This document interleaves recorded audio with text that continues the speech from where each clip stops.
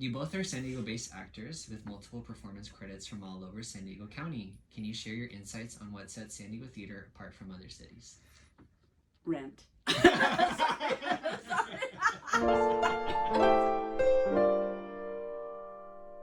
Hi, I'm Shana Wride, and I'm playing Amanda Wingfield in the GLASS Menagerie. And my name is Luke Harvey Jacobs, and in the GLASS Menagerie, I am playing Tom Wingfield, son to Amanda Wingfield. I find San Diego theater to be particularly great for me because my parents can come. Because they live here. That was a joke. But that's nice. That is nice, yeah. And my little nephews, someday they'll come see me experience gay trauma on stage. That's important.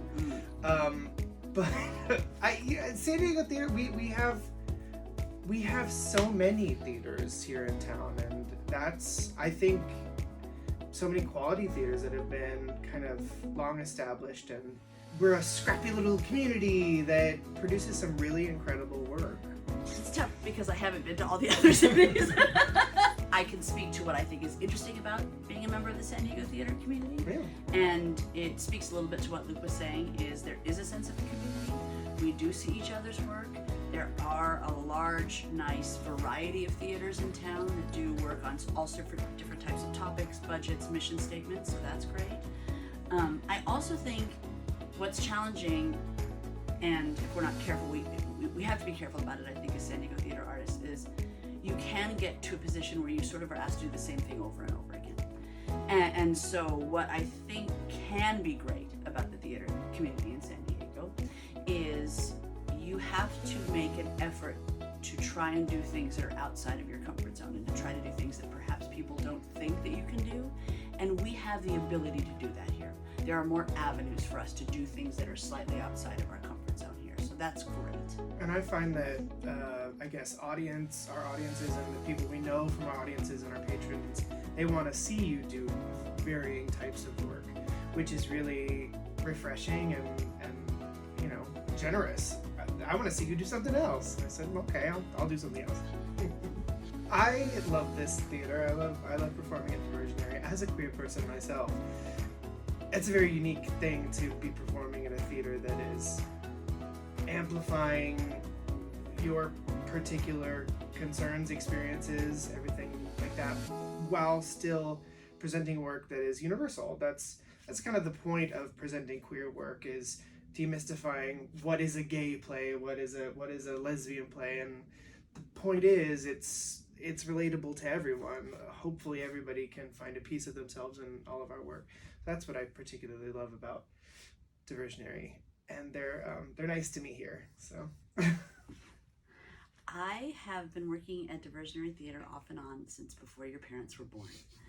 And in that production, the first play I did here wasn't in this building. It was in a community center in Golden Hill. And we did a Jane Chambers play called A Late Snow. And to see a community of people who were so ready and starving, this is the 80s, starving to hear their stories be told, had such a profound impact on me as a woman, as a queer ally, as an artist, and as a theater maker, that I never quite recovered from it. It never wasn't part of why I do what I do, is that understanding of what that relationship is. So I have worked here many times as a director and as an actor, and the audience and the artists that I get to work with and the stories that we get to tell matter to me on a level that I will never take for granted. I hate words like iconic unless it's used very fun, but I think the play, The GLASS Menagerie, is an iconic play, period. It's an iconic queer play now because we can let it be. And that's really exciting to be a part of.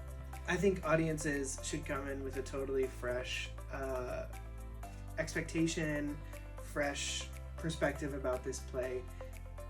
Going into this play, I knew very little about it, honestly, if I'm being totally honest. It's certainly a classic, but it was not a classic to me. And those are my favorite theatrical experiences, coming into a play knowing nothing about it, especially a play as lauded and storied as The GLASS Menagerie. I know there's plenty of people coming to this theater that, oh, I've always wanted to see that. So I think what you should know about yourself going in, what you should know about the show going into it, is that you want to see it.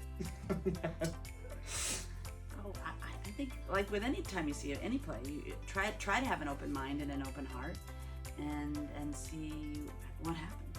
I'm going to say something controversial. I think there's a lot of humor in the Glass Menagerie. I think it's funny. I think so. Yes, I'm going to always look for the humor in anything. Any good drama needs some good comedy, and there's certainly plenty of fish out of water, comedy of errors moments in the play between the character of my mother and I, Tom. I am biting the inside of my cheek most rehearsals, trying not to laugh at moments where I definitely shouldn't be. And that'll be a challenge for the actor. To not laugh at my mother when I shouldn't be.